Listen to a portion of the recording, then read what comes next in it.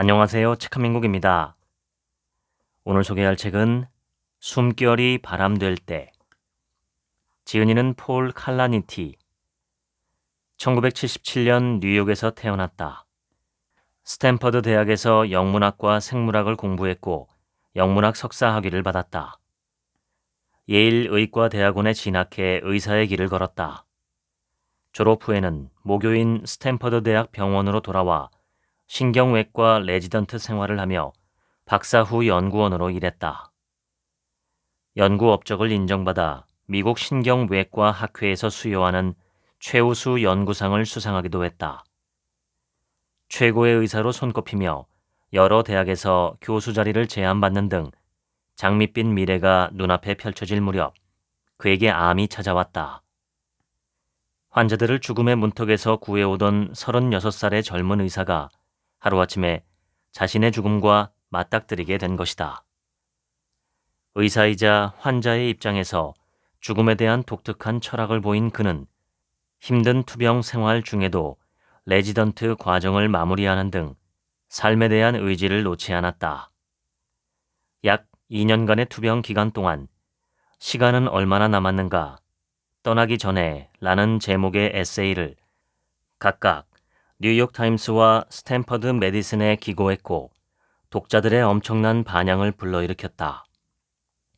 2015년 3월 아내 루시와 딸 엘리자베스 아카디아 등 사랑하는 많은 사람을 남기고 세상을 떠났다. 나는 CT 정밀검사 결과를 휙휙 넘겼다. 진단은 명확했다. 무수한 종양이 폐를 덮고 있었다. 척추는 변형되었고 간엽 전체가 없어졌다. 암이 넓게 전이되어 있었다. 나는 신경외과 레지던트로서 마지막 해를 보내는 중이었다. 지난 6년 동안 이런 정밀검사 결과를 수없이 검토했다.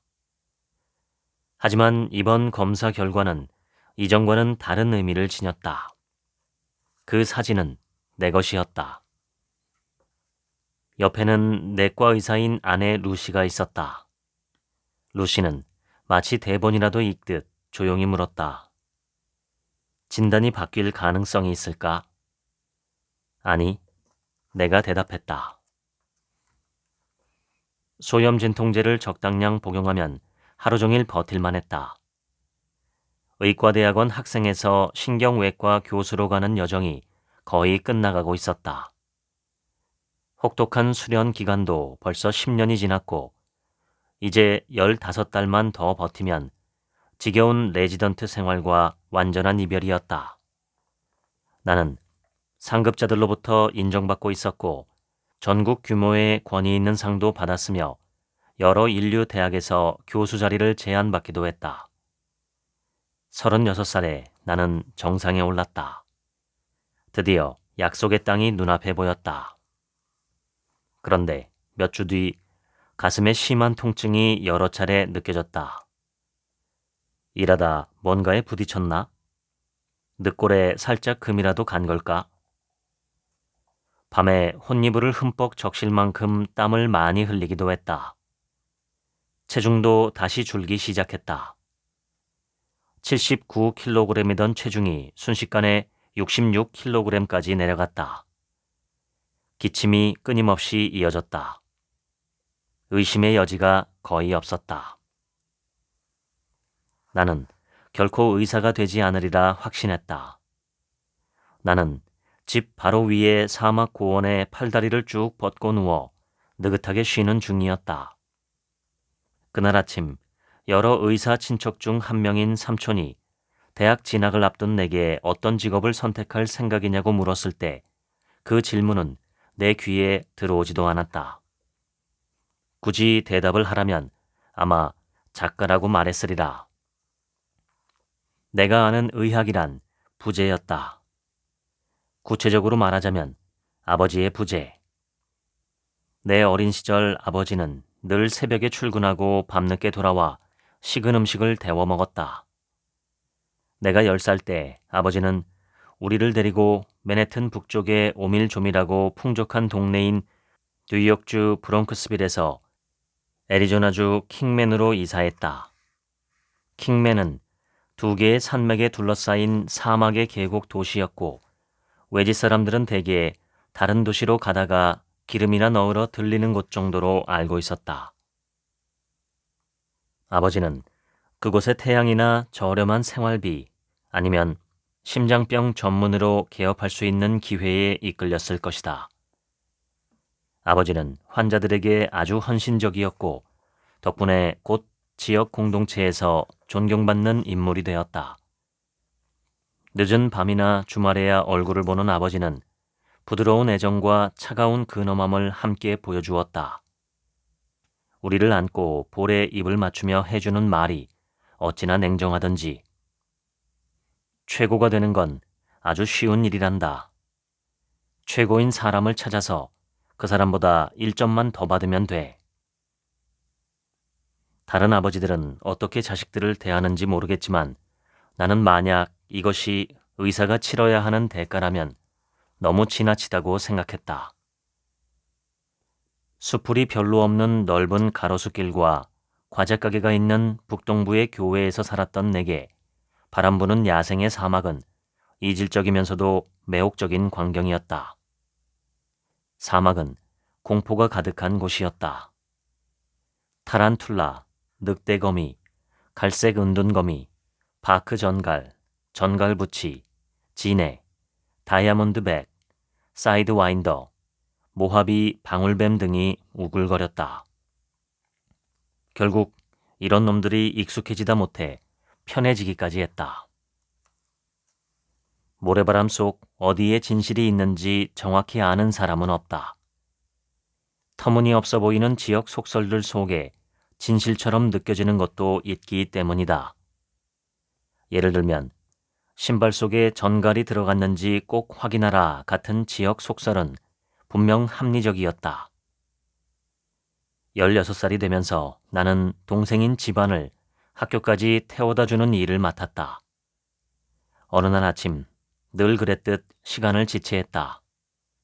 집안은 제발 좀 서두르라고 소리쳤고 나는 계단을 뛰어내려가 현관문을 열었다.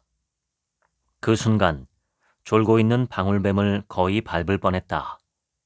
그것도 180cm는 좋게 넘을 만큼 기다란 놈을.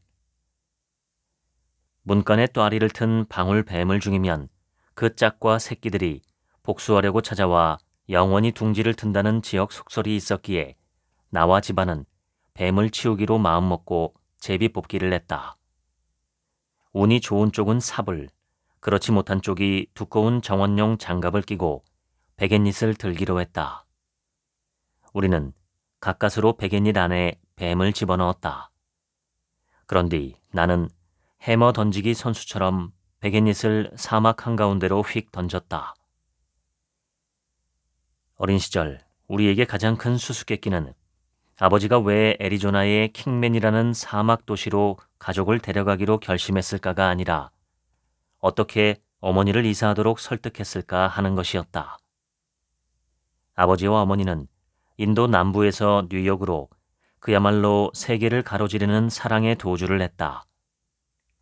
기독교 신자인 아버지와 힌두교 신자인 어머니의 결혼은 양쪽 집안의 축복을 받지 못했으며 양가는 수년 동안 사이가 좋지 않았다. 외할머니는 내 이름인 폴을 단 한 번도 인정하지 않았고 가운데 이름인 수디르로 나를 불렀다. 어머니는 뱀을 볼 때마다 극심한 공포에 시달렸고 시간이 지나도 나아지지 않았다. 뱀 중에서도 가장 작고 귀여우며 별다른 해를 끼치지 않는 레드 레이서를 만나도 어머니는 비명을 지르며 방으로 들어가 문을 걸어 잠근 뒤 갈퀴, 식칼, 도끼 등 가장 크고 날카로운 도구로 무장했다. 뱀 때문에 끊임없이 불안해하면서도 어머니가 가장 걱정했던 건 자식들의 미래였다. 최신 미국 인구 조사에서 킹맨은 미국 전체를 통틀어 가장 교육 수준이 낮은 지역으로 꼽혔다. 고등학교 중퇴율은 무려 30%를 웃돌았다. 대학에 진학하는 학생들도 몇 되지 않는 데다가 아버지가 우수하다고 인정하는 하버드 입학생은 한 명도 없었다. 교육열이 대단했던 어머니는 우리 집에서 가장 가까운 대도시인 라스베이거스까지 북쪽으로 160km 되는 거리를 운전해 우리를 데려다 주었고, 그 덕분에 우리는 예비 대학 진학 적성시험, 대학 입학 학력고사를 치를 수 있었다. 이에 그치지 않고 어머니는 교육위원회에 참석하여 교사들에게 교육 과정에 AP 제도를 도입하라고 요구했다. 어머니는 정말 대단한 분이었다. 킹맨의 학교 제도를 바꾸는 일에 발벗고 나섰고 실제로 바꾸어 놓았다. 몇 년 뒤 나는 여전히 장래의 직업에 대해 별 생각이 없었지만 영문학과 인간생물학 학위과정을 거의 맞춰가고 있었다. 진지하게 말하자면 나는 무언가를 성취하기보다는 이해하려고 노력하는 일에 더 끌리는 편이었다. 무엇이 인간의 삶을 의미 있게 하는가? 뇌의 규칙을 가장 명쾌하게 제시하는 것은 신경과학이지만 우리의 정신적인 삶을 가장 잘 설명해 주는 것은 문학이라는 내 생각에는 변함이 없었다. 삶의 의미를 온전히 다 알 수는 없겠지만 인간관계나 도덕적 가치와 떨어뜨려 생각할 수는 없을 것 같았다. 인생의 무의미와 고독, 그리고 인간의 상호 유대감에 대한 절박한 추구를 이야기하는 T.S. 엘리엇의 시 황무지는 내게 깊은 울림을 주었다. 조지프 콘레드는 잘못된 의사소통이 사람들의 삶에 얼마나 큰 영향을 줄 수 있는지 특유의 명쾌한 감각을 통해 보여주었다. 나는 문학이 다른 사람의 경험을 비추어 줄 뿐만 아니라 도덕적 반성에 도움이 되는 소재를 가장 풍부하게 제공한다고 믿었다. 반성하지 않는 삶이 살 가치가 없다면 제대로 살지 않은 삶은 뒤돌아볼 가치가 있을까? 나는 무엇이 삶을 의미 있게 만드는지 알기 위해 문학과 철학을 공부하고 유기체들이 세상에서 의미를 찾는데 뇌가 하는 역할을 알기 위해 신경과학을 공부하며 기능적 자기공명 영상 연구소에서 일했다. 졸업이 가까웠지만 여전히 풀지 못한 문제가 너무 많아 여기서 공부를 끝내서는 안 된다는 생각이 자꾸 들었다. 그래서 스탠퍼드의 영문학 석사 과정에 지원해서 합격했다. 나는 언어를 사람들 사이에 존재하는 거의 초자연적인 힘으로 생각하게 되었다. 언어는 고작 몇 센티미터 두께의 두개골에 보호받는 우리의 뇌가 서로 교감할 수 있도록 도와준다. 인생의 의미를 뒷받침하는 것은 인간의 관계적 측면, 즉 인간의 관계성이다. 나는 운이 좋게도 스탠퍼드 대학원의 리처드 로티 교수에게서 배웠다. 당대 최고의 철학자로 인정받는 그의 지도를 받으며 모든 학문 분야란 인간의 삶을 특정 방향으로 이해하는 일련의 도구, 즉 어휘를 만들어내는 것이라는 관점을 갖게 되었다. 위대한 문학 작품은 나름의 고유한 도구들을 독자에게 쥐어주며 그 어휘를 사용하도록 이끈다. 몇몇 절친한 대학 친구들은 코미디, 언론, 텔레비전 등의 분야에서 일하기 위해 뉴욕으로 갔다. 나도 그들처럼 새롭게 시작해볼까 잠깐 고민했지만 생물학, 도덕, 문학, 철학이 교차하는 곳은 어디인가? 라는 질문을 내려놓을 수가 없었다. 아버지, 삼촌, 형이 모두 의사지만 나는 의학 분야를 진지하게 고려한 적이 없었다. 이제 직접적인 경험이 필요했다. 진지한 생물학적 철학을 추구할 수 있는 유일한 방법은 의학을 실천하는 것이었다. 도덕적인 명상은 도덕적인 행동에 비하면 보잘것없었다. 나는 영국에서의 공부를 마치고 미국으로 돌아왔다. 그리고 예일 의과대학원에 입학했다.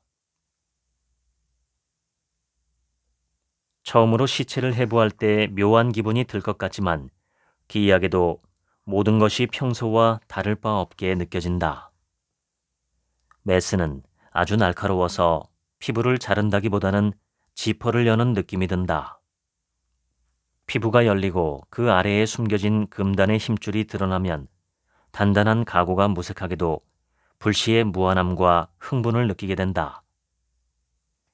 의대생의 통과 의뢰인 시체 해부는 지극히 신성한 영역을 침범하는 작업이기도 해서 혐오감, 흥분, 욕지기, 좌절감, 경외감 등 무수한 감정을 자아낸다.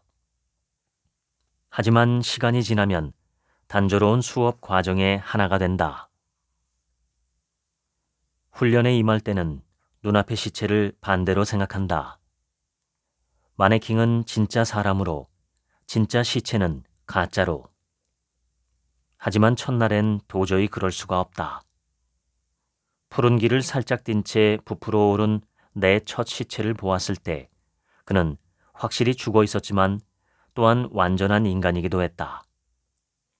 앞으로 넉 달 안에 이 시신의 머리를 쇠톱으로 2등분해야 한다는 것이 왠지 양심에 걸리는 일로 느껴졌다. 하지만 우리 곁엔 해부와 교수들이 있었다.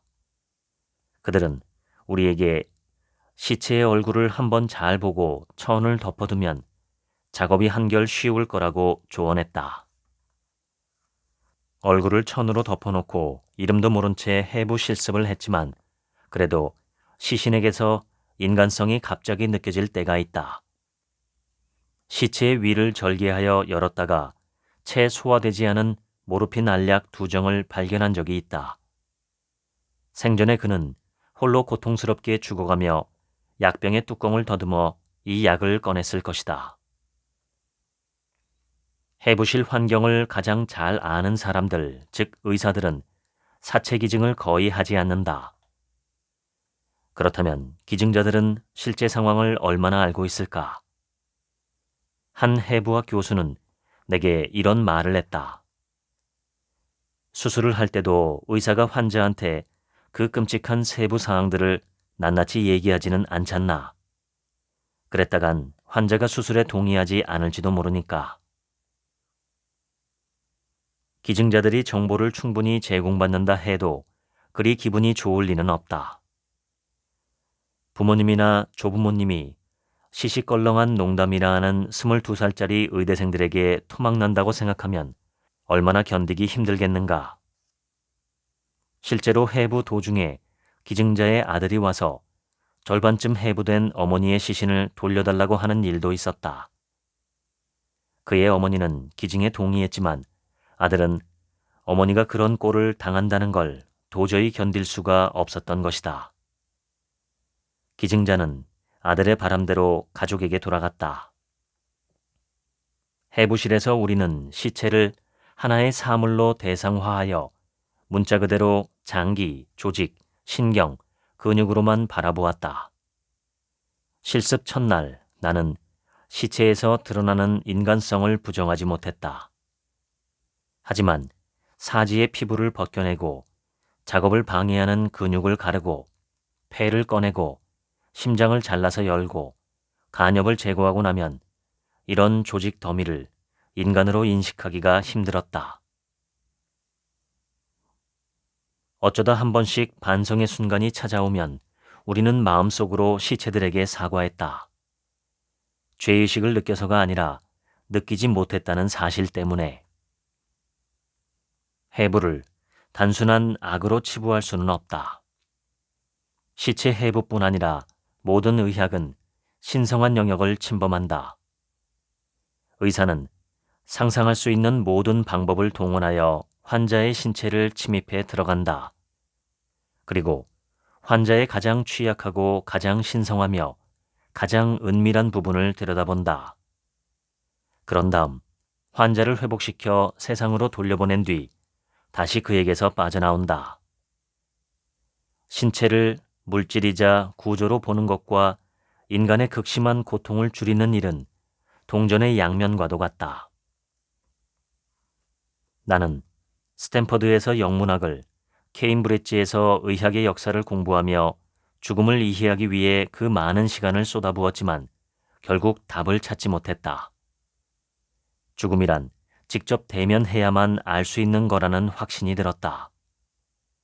나는 죽음의 두 가지 수수께끼인 경험적인 징후와 생물학적인 징후, 즉 아주 개인적이면서도 철저히 비개인적인 측면들을 파헤치기 위해 의학을 탐구했다.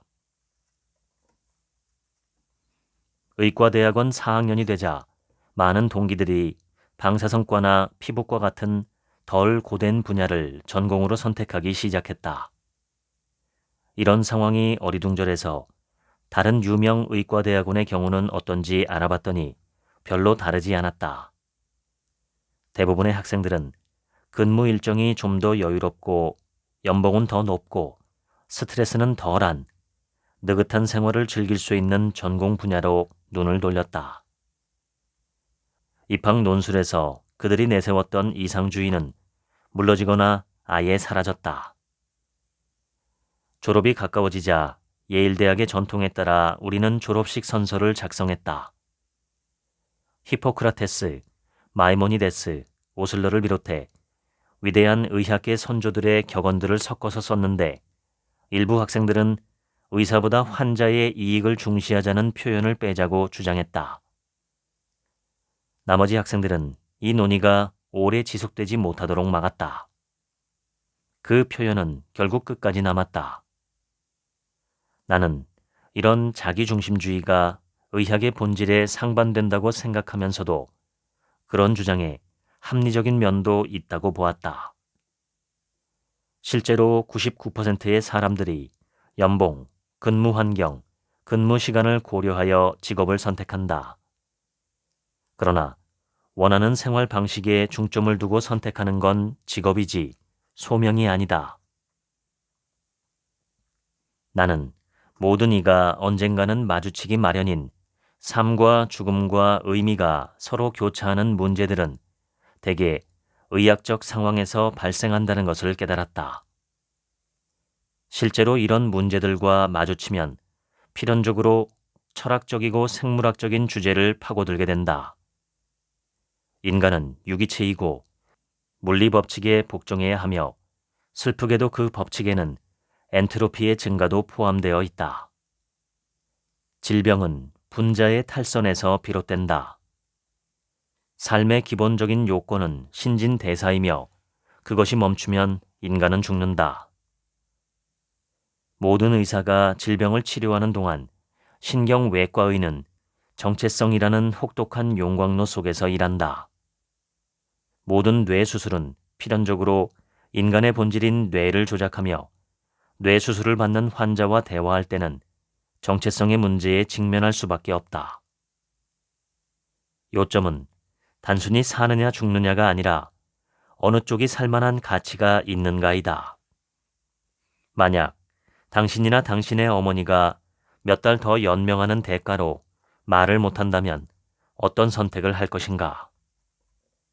치명적인 뇌출혈이 일어날지도 모른다는 낮은 가능성을 완전히 제거하기 위해 시력 손상을 감수해야 한다면, 발작을 멈추려고 하다가 오른손을 못 쓰게 된다면, 당신의 아이가 얼마만큼 극심한 고통을 받으면 차라리 죽는 게 낫겠다고 말하게 될까? 신경성 질환에 걸린 환자와 그 가족은 다음과 같은 질문에 답해야 한다. 계속 살아갈 만큼 인생을 의미 있게 만드는 것은 무엇인가? 레지던트 근무 일정은 희생을 요구했다. 우리는 일주일에 100시간 정도 일했다. 공식 규정으로는 88시간으로 근무 시간이 제한되어 있었지만 일을 끝내려면 늘 시간이 모자랐다. 눈은 침침해져서 눈물이 나고 머리는 두통으로 욱신거렸다. 새벽 2시에는 에너지 음료를 들이켰다. 일할 때는 어떻게든 버틸 수 있었지만 병원을 나서기만 하면 파김치가 되었다. 나는 차로 15분 거리인 집까지 가는 것도 버거워 운전석에 앉아 조는 일이 빈번했다. 내가 이 직업을 택한 이유 중 하나는 죽음을 뒤쫓아 붙잡고 그 정체를 드러낸 뒤 눈 한 번 깜빡이지 않고 똑바로 마주보기 위해서였다. 신경외과는 뇌와 의식만큼이나 삶과 죽음과도 밀접하게 연관된 아주 매력적인 분야였다. 나는 삶과 죽음 사이의 공간에서 일생을 보낸다면 연민을 베풀 줄 아는 사람이 되고 스스로의 존재도 고양시킬 수 있으리라 생각했다. 하찮은 물질주의, 째째한 자만에서 최대한 멀리 달아나 문제의 핵심, 진정으로 생사를 가르는 결정과 싸움에 뛰어들고 싶었다. 그곳에서 어떤 초월성을 발견할 수 있지 않을까? 하지만 레지던트 생활 속에서 다른 무언가가 서서히 내 앞에 펼쳐지고 있었다. 두부 외상 환자들을 끊임없이 접하다 보니 생사의 순간에서 뿜어져 나오는 강렬한 빛에 너무 가까이 있으면 그 순간의 본질을 보지 못하게 되는 건 아닐까 하는 의문이 들기 시작했다. 태양을 직접 응시하며 천문학을 배우겠다는 것과 마찬가지가 아닐까? 나는 결정적 순간에 환자들과 함께하지 못하고 그저 그 순간에 서 있을 뿐이었다. 나는 많은 고통을 목격했고 더 나쁘게도 그런 고통에 익숙해졌다. 어느 날 구내 식당에서 평소처럼 다이어트 콜라와 아이스크림 샌드위치로 점심을 때우고 있었는데 심각한 외상 환자가 곧 들어올 거라는 메시지가 호출기에 떴다. 외상외과 집중치료실로 달려가 아이스크림 샌드위치를 컴퓨터 뒤에 숨기고 있는데 응급구조사들이 바퀴 달린 침대를 밀고 들어와 세부 사항을 알려주었다. 22세 남자, 오토바이 사고, 시속 65km, 뇌수가 코로 나올 수도 있어요. 나는 곧장 치료를 시작해 삽관 도구들이 담긴 트레이를 요청하며 환자의 다른 생체 기능을 검토했다. 삽관이 안전하게 끝나자 환자의 여러 부상을 살폈다. 멍든 얼굴, 도로에서 구르면서 입은 찰과상, 확대된 동공. 우리는 뇌가 더 부풀어 오르는 걸 막기 위해 만니토를 가득 주입한 뒤 얼른 스캐너로 정밀 검사를 해보았다. 두개골은 부서졌고 넓은 부위에서 심한 출혈이 있었다. 나는 머릿속으로 이미 두피 절개를 계획하면서 어떻게 두개골에 구멍을 뚫고 피를 뽑아낼지 생각하고 있었다. 하지만 환자의 혈압이 갑자기 곤두박질 쳤고 우리는 황급히 환자를 외상외과 집중치료실로 옮겼다. 외상팀의 다른 사람들이 막 도착했을 때 환자의 심장이 멈추었다. 환자 주변에서 팀원들이 정신없이 움직였다.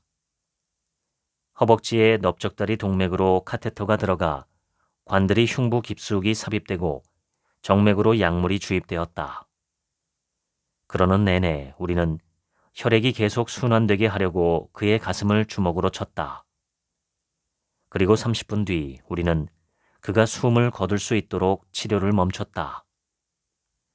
이 정도의 두부 외상이라면 죽는 편이 낫다는 생각에 다들 조용히 동의했다.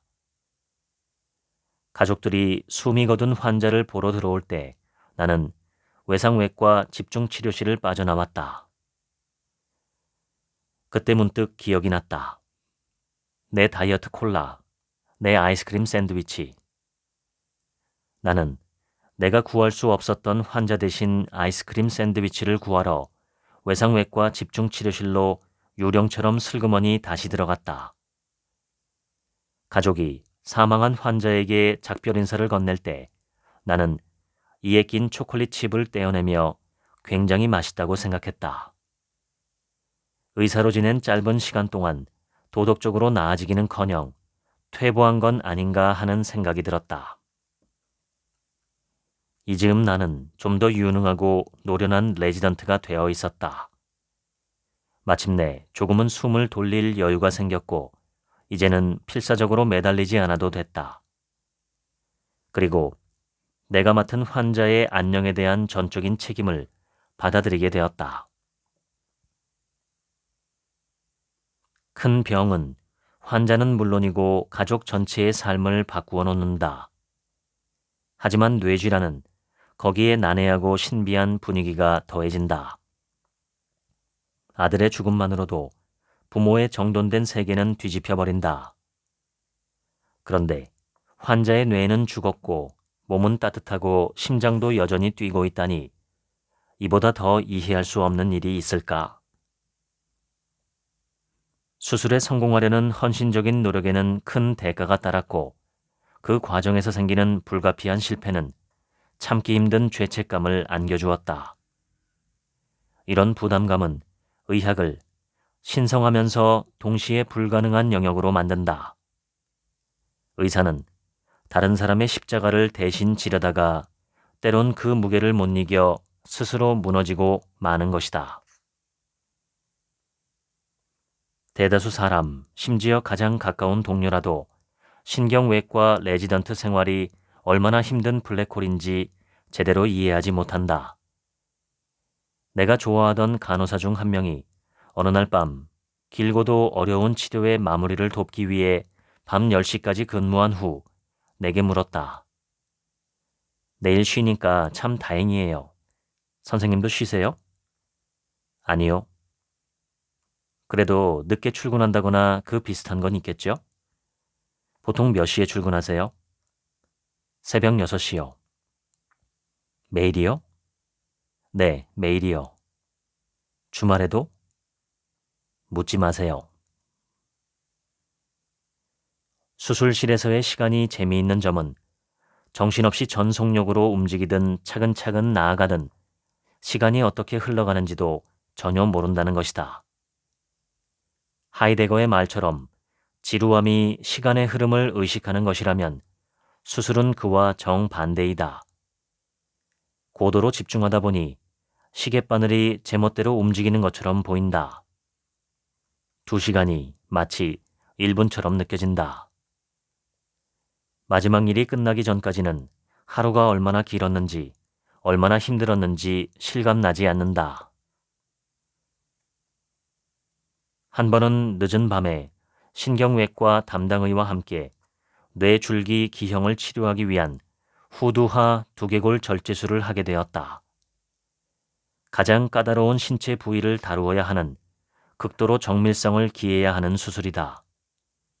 경험이 아무리 많더라도 뇌줄기에 접근하는 것 자체가 어렵다. 하지만 그날 밤 나는 수술이 물 흐르듯 부드럽게 진행되는 느낌을 받았다. 도구는 내 손가락이 연장된 것 같았고 환자의 피부, 근육, 뼈는 스스로 열리는 것처럼 보였다. 나는 뇌줄기 깊숙한 곳에 반짝이며 부풀어 올라있는 노란색 덩어리를 응시했다. 그런데 갑자기 담당의가 나를 막았다. 폴, 여기서 2mm 더 깊이 자르면 어떻게 되겠나? 그가 한 곳을 가리키며 말했다. 나는 신경 구조를 머릿속에 떠올렸다. 겹보임이 생기나요? 아니, 락트인 증후군 상태에 빠지지. 여기서 락트인 증후군은 뇌 줄기세포가 파괴되어 목 아래는 전신마비 상태이지만 의식이 있고 정신활동도 정상인 희귀 질환입니다. 2mm를 더 자르면 환자는 눈을 깜빡이는 것 말고는 완전한 마비 상태가 된다. 담당의는 현미경에서 고개를 들지 않은 채 말했다. 내가 이걸 아는 건 이 수술을 하면서 그런 일이 3번 있었기 때문일세. 나는 레지던트 생활의 정점에 올랐다. 핵심적인 수술은 대부분 통달했다. 연구 성과로 권위 있는 상을 여러 개 받았다. 나를 채용하고 싶다는 제안이 전국 곳곳에서 들어오기 시작했다. 의사의 책무는 무엇이 환자의 삶을 가치 있게 만드는지 파악하고 가능하다면 그것을 지켜주려 애쓰되 불가능하다면 평화로운 죽음을 허용해 주는 것이다. 그런 책무를 감당하려면 철두철미한 책임감과 함께 죄책감과 비난을 견디는 힘도 필요하다. 루시와 나는 병원 침대에 누워 울었다. CT 촬영 결과는 여전히 컴퓨터 화면에 떠 있었고 의사로서의 내 정체성은 더는 중요하지 않았다. 암은 여러 내장 기관들에 침투해 있었고 진단은 명확했다. 병실은 조용했다. 루시는 날 사랑한다고 말했다. 나는 죽고 싶지 않아 라고 말했다. 그리고 아내에게 재혼하라고, 그녀가 혼자 남겨진다고 생각하면 견딜 수 없다고 말했다.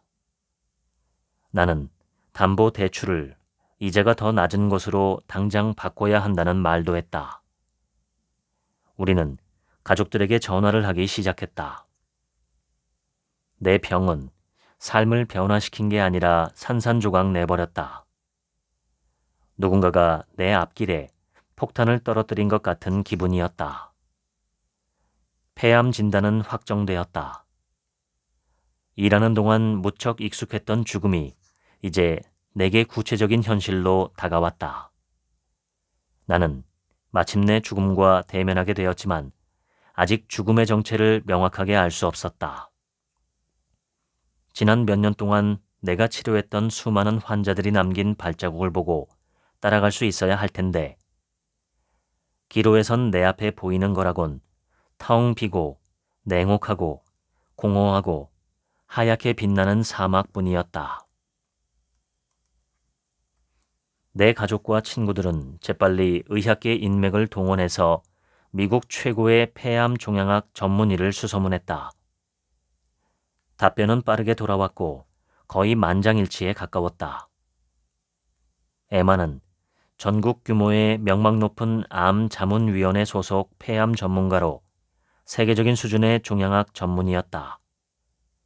그녀는 최고의 실력을 갖췄을 뿐만 아니라 환자를 잘 배려하는 것은 물론이고 병의 경과에 따라 치료를 언제 진행하고 보류해야 하는지 잘 파악하기로도 유명했다. 나는 잠시 여태까지 내게 일어난 일련의 일들을 생각해 보았다. 컴퓨터 프로그램이 정해준 과정에 따라 레지던트 생활을 시작하고 끝내 이런 기이한 진단을 받아 가장 뛰어난 의사에게 치료를 받게 되다니 미리 정해진 운명 같은 것일까? 한 주의 대부분을 병상에 누워 암 치료를 받으면서 나는 눈에 띄게 허약해졌다. 이제는 침대에서 일어나 화장실을 다녀오는 일도 무의식적으로 하지 못하고 노력과 계획이 필요했다. 병원에서 절뚝거리면서 나올 때 불과 엿새 전만 해도 수술실에서 거의 36시간 가까이 서서 버틸 수 있었던 것이 의아스럽기만 했다. 한 주 만에 이렇게 병약해진 건가?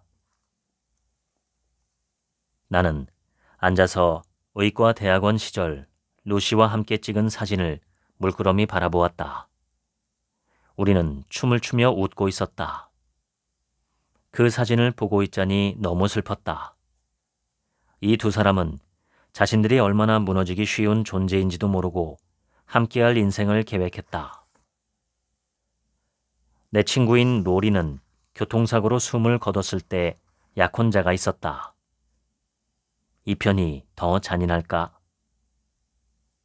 내가 의사가 아닌 환자의 삶을 살게 되면서 내 가족은 갑자기 부산해졌다. 우리는 온라인으로 약을 살 수 있는 계정을 만들고 침대 난간을 주문하고 타는 듯한 요통을 덜어줄 인체공학 매트리스를 샀다.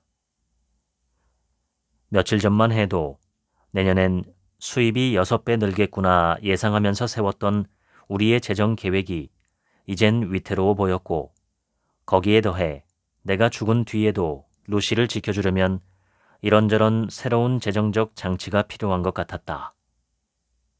아버지는 이렇게 계획을 수정하는 건 병에 지는 거라고, 내가 어떻게든 병을 이겨내고 나을 거라고 말했다. 환자의 가족에게서 이 말을 얼마나 많이 들었던가. 하지만 나는 그들에게 해줄 말이 딱히 떠오르지 않았고 지금도 마찬가지로 아버지에게 뭐라고 말해야 할지 알 수가 없었다. 나는 나 자신의 죽음과 아주 가까이 대면하면서 아무것도 바뀌지 않은 동시에 모든 것이 바뀌었다는 사실을 깨닫기 시작했다. 암 진단을 받기 전에 나는 내가 언젠가 죽으리라는 걸 알았지만 구체적으로 언제가 될지는 알지 못했다. 암 진단을 받은 후에도 내가 언젠가 죽으리라는 걸 알았지만 언제가 될지는 몰랐다. 하지만 지금은 그것을 통렬하게 자각한다. 그 문제는 사실 과학의 영역이 아니다. 죽음은 사람을 불안하게 만든다. 그러나 죽음 없는 삶이라는 건 없다.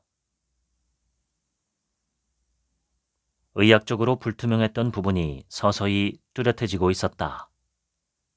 수치들은 불분명했지만 변이가 있으면 평균적으로 약 1년의 삶을 더 얻을 수 있고 장기 생존할 가능성도 있었다. 만약 변이가 없으면 2년 안에 죽을 확률이 80%였다. 이 경우에는 남은 삶을 재정립하는 것이 목표가 되어야 한다. 다음 날 루시와 나는 정자은행에 들렀다. 생식세포를 보존하여 건강한 아기를 낳을 수 있도록 하기 위해서였다. 우리는 원래 내 레지던트 생활이 끝나면 아기를 가질 계획이었다. 암 치료제들이 내 정자에 어떤 영향을 미칠지 알 수 없기 때문에 혹시나 아기를 가질 거라면 치료 전에 정자를 냉동해 두어야 했다. 36살에 폐암에 걸릴 확률은 0.0012%밖에 되지 않았다. 그런 암에 걸린 사람이야말로 정말로 불운한 사람이다. 정자은행 직원이 우리에게 두 사람 중 한 명이 사망하면 정자의 법적 소유권자를 누구로 하겠느냐고 묻자 루시가 눈물을 흘리기 시작했다. 레지던트 생활을 하는 동안 나는 무수한 환자들과 그 가족들에게 나쁜 예후를 알려주었다. 의사로서 해야 하는 가장 중요한 일들 중 하나였다. 환자가 94살에 치매 말기이고 심각한 뇌출혈로 쓰러졌다면 이야기는 쉽게 풀린다. 하지만 나처럼 36살에 말기암 진단을 받은 환자에게는 말을 꺼내기가 참 힘들다. 의사가 환자에게 구체적인 예후를 말하지 않는 이유는 그럴 수 없어서만은 아니다. 환자가 도저히 불가능한 기대를 갖고 있다면 가령 130세까지 살고 싶어 하거나 심하지 않은 피부 반점 때문에 곧 죽을 거라 생각한다면 의사는 그런 환자의 기대를 합리적인 수준으로 낮추거나 높여야 한다. 그러나 일반적으로 환자가 원하는 건 의사가 숨기는 과학 지식이 아니라 각자 스스로 찾아야 하는 실존적 진정성이다. 통계를 지나치게 파고드는 건 소금물로 갈증을 해결하려는 것과 같다. 죽음을 정면으로 마주하고 고뇌에 빠지는 일은 생존 가능성에 아무런 도움이 되지 않는다. 정자은행을 떠나 집으로 왔을 때 병원에서 전화가 왔다.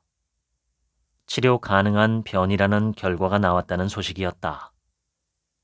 다행스럽게도 화학요법을 받는 대신 작은 흰색 알약인 타세바를 복용하게 되었다. 나는 이내 힘이 솟기 시작했다. 그게 뭔지 정확히는 몰라도 한 조각의 희망을 느낄 수 있었다. 그 뒤로 몇 주 동안 식욕이 돌아왔다. 다시 체중이 늘었다. 그러면서 여드름이 심하게 났는데 이는 약효가 있을 때 나타나는 부작용이었다. 루시가 늘 좋아했던 내 매끈한 피부가 우둘투둘해졌고 혈액 희석제 때문에 피부에서 계속 피가 났다. 내 신체에서 그나마 자랑할 만한 매력이 서서히 사라져가고 있었다. 하지만 외모가 다소 추해지더라도 살아있다는 사실이 기뻤다. 예전에 내가 맡았던 환자들처럼 나는 죽음과 마주한 채 내 삶을 가치 있게 만드는 것이 무엇인지 이해해야 했다. 나는 의사와 환자 사이에서 입장이 갈린 채 의학을 계속 파고들지 아니면 문학에서 답을 찾아야 할지 고민스러웠다. 나는 한 주의 대부분을 인지치료가 아니라 물리치료를 받으며 보냈다. 예전에 나는 거의 모든 환자들에게 물리치료를 받게 했었다. 그런데 막상 내가 그 치료를 받아보니 충격적일 정도로 힘들었다. 의사는 병에 걸리는 느낌이 어떤지 추상적으로는 알고 있지만 직접 경험하기 전까지는 진짜 아는 것이 아니다.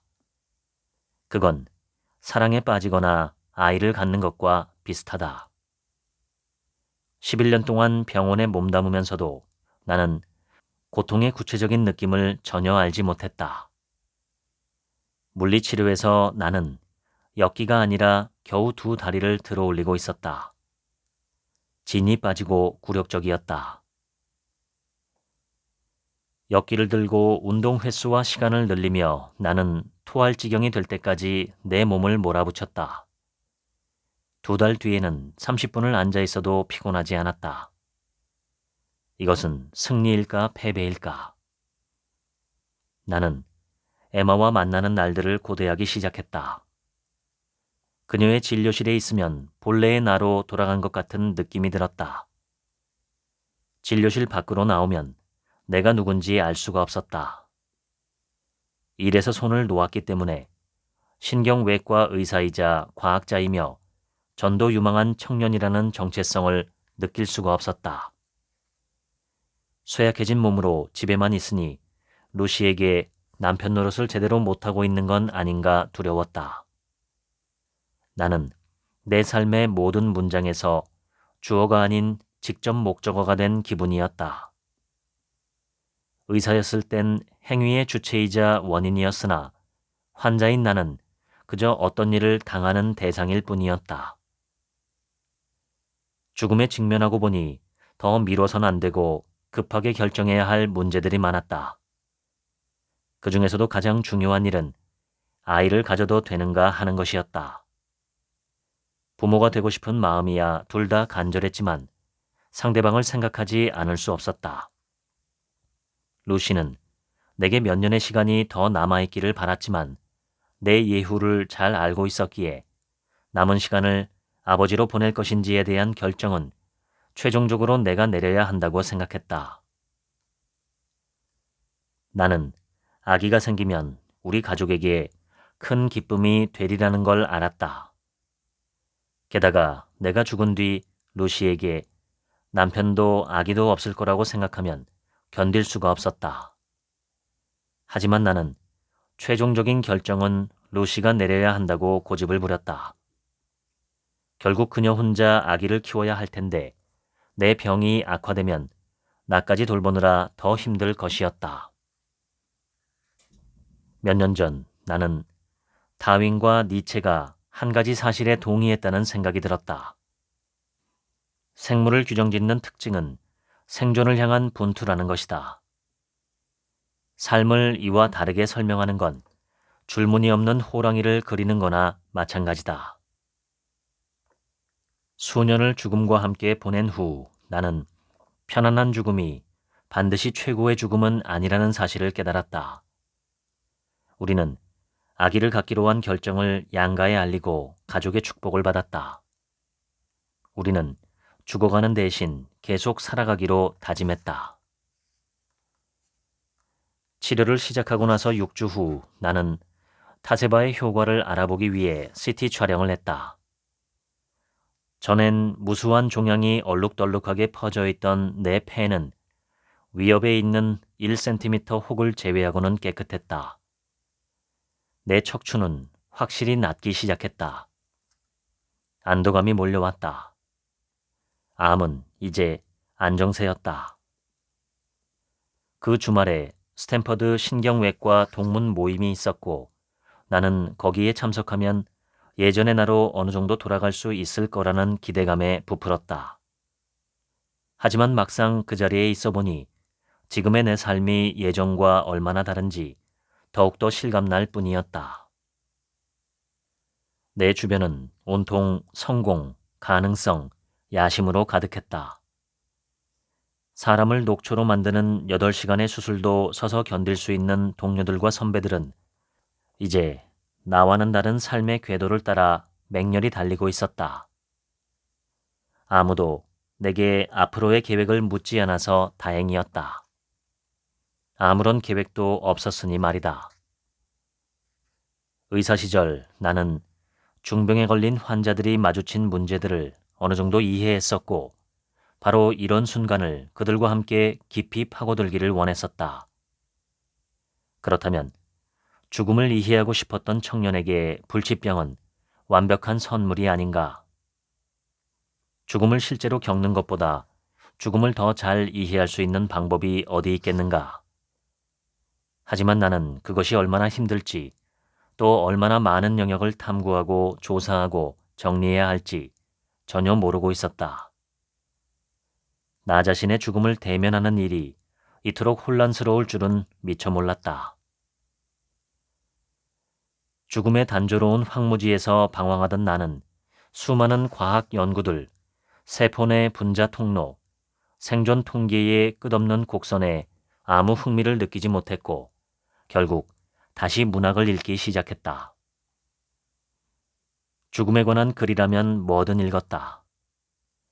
죽음을 이해하고 나 자신을 정의하고 다시 전진하는 방법을 찾는 데 도움이 될 어휘를 찾고 싶었다. 결국 이 시기에 내게 활기를 되찾아준 건 문학이었다. 그날 아침 나는 결심했다. 수술실로 다시 돌아갈 수 있도록 노력하기로. 왜냐고? 난 그렇게 할 수 있으니까.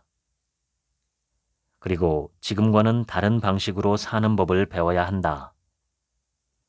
죽음은 누구에게나 찾아오는 순회 방문객과도 같지만 설사 내가 죽어가고 있더라도 실제로 죽기 전까지는 나는 여전히 살아있다. 또 한 번의 CT 촬영이 있었다. 종양은 조금 더 줄어 있었다. 나와 함께 결과를 검토하며 에마는 이렇게 말했다. 당신 바로 전에 진찰한 환자는 7년 동안 타세바를 복용하며 별 탈 없이 버텨왔어요. 당신의 암이 안정되려면 갈 길이 아직 멀지만 지금 상태를 보면 10년 더 사는 것도 그리 허황된 꿈만은 아니에요. 드디어 예후가 나왔다. 예후라기보다는 명분이었다.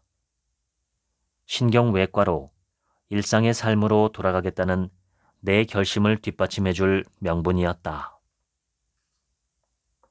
나는 스탠퍼드 대학의 교무국장에게 레지던트 근무로 복귀할 준비가 되었음을 알렸다. 나는 나를 지원해줄 동료 레지던트를 한 명 붙여달라고 부탁했다.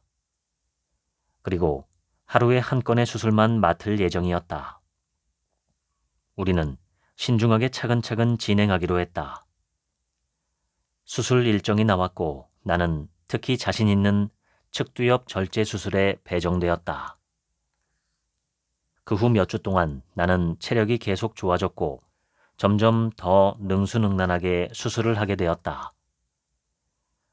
매일 밤 집에 오면 나는 한 움큼의 진통제를 입안에 털어넣은 다음 나만큼 빡빡한 일정을 마치고 돌아온 루시 옆에 누웠다. 루시는 이제 임신 3개월 차였고 내 레지던트 근무가 끝나는 6월에 출산 예정이었다. 암 진단을 받고 6개월이 지난 후의 정밀검사 역시 안정적이었고 나는 다시 일자리를 알아보기 시작했다. 지금처럼 암을 관리하면 앞으로 몇 년은 더 살 수 있었다. 병을 앓으면서 겪게 되는 종잡을 수 없는 건 가치관이 끊임없이 바뀐다는 것이다. 환자가 되면 자신에게 중요한 게 뭔지 알아내려고 계속 애를 쓰게 된다. 신경외과 의사로 일하기로 결정했더라도 2달 뒤엔 생각이 달라질 수 있다. 2달 후에는 색소폰 연주를 배우거나 신앙생활에 몰두하고 싶은 마음이 생길지도 모르는 일이다.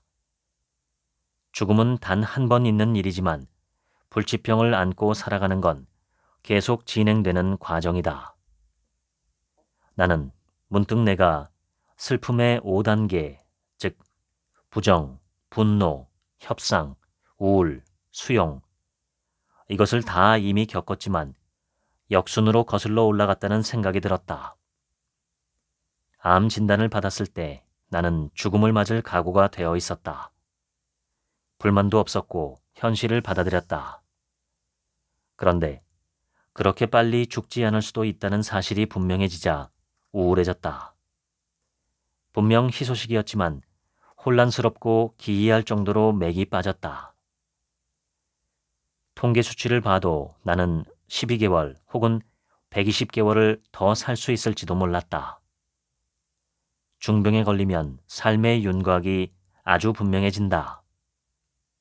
내게 남은 시간이 얼마나 되는지 알기만 하면 앞으로 할 일은 명백해진다. 만약 석 달이 남았다면 가족과 함께 시간을 보낼 것이다. 1년이라면 책을 쓸 것이다. 10년이라면 사람들의 질병을 치료하는 삶으로 복귀할 것이다. 우리는 한 번에 하루씩 살 수 있을 뿐이라는 진리도 별 도움이 되지 않았다. 그 하루를 가지고 난 대체 뭘 해야 할까? 어느 순간 나는 약간의 협상을 시도했다. 이런 식이었다. 하느님, 욥기를 읽었는데 이해가 안 됩니다. 하지만 제 믿음을 시험하려고 이러시는 거라면 제 믿음이 얼마나 약해 빠졌는지 이제 아셨을 겁니다. 저는 파스트라미 샌드위치에 매운 겨자가 빠져있기만 해도 불경스러운 말을 뱉는 사람이니까요. 하느님, 제게 이렇게 핵폭탄급 시련을 주실 필요는 없었을 텐데요. 이렇게 협상을 하다가 분노가 치밀었다. 평생을 바쳐 여기까지 왔는데 이제 암을 주십니까? 그리고 마침내 나는 부정, 그것도 전면적인 부정 단계에 이르렀다. 아무것도 확실하지 않은 상황에서는 오래 살 수 있을 거라고 가정하는 수밖에 없다. 그렇게라도 생각하지 않으면 앞으로 나아갈 수 없으니까. 철저한 무신론자였던 시절 나는 경험적 근거가 없다는 논리로 기독교 신앙을 공격했다. 기독교의 가르침보다는 계몽된 이성이 더 논리정연한 우주를 보여주었다. 신의 존재가 증명되지 않았으니 신을 믿는 건 비이성적인 일이었다. 하지만 결국 문제가 분명하게 드러났다. 과학을 형이상학의 결정권자로 보면 세상에서 신뿐만 아니라 사랑, 증오, 의미도 함께 사라져버리고 이런 의미가 모두 사라진 세상은 결코 우리가 살고 있는 이 세상이라 할 수 없다. 그렇다고 인생의 의미를 믿으면 반드시 신도 믿어야 한다는 뜻은 아니다. 하지만 과학이 신에 대해 어떤 근거도 제공할 수 없다면 마찬가지로 인생의 의미에 대한 근거도 마련해주지 못할 것이다. 그리고 결국은 인생 자체에 아무런 의미도 없다는 결론에 다다를 것이다. 다시 말해 실존적 주장은 아무런 무게도 지니지 못하게 되고 과학적 지식이 곧 모든 지식이 되어버리고 만다. 하지만 역설적이게도 과학 방법론은 인간이 만든 산물이기에 영원불변의 진리에 도달할 수 없다. 과학은 재현 가능성과 인위적인 객관성에 기반을 둔다. 물질과 에너지에 대해 이런저런 주장을 내세울 때는 탁월하지만 고유하고 주관적이며 예측할 수 없는 인생의 실존적이고 본능적인 성질에 과학 지식을 적용하는 건 불가능하다. 그 어떤 사상체계도 인간 경험을 온전하게 담을 수 없다. 나는 기독교 신앙의 핵심적인 가치로 돌아왔다. 저항하기 힘들 정도로 아주 매력적이었기 때문이다.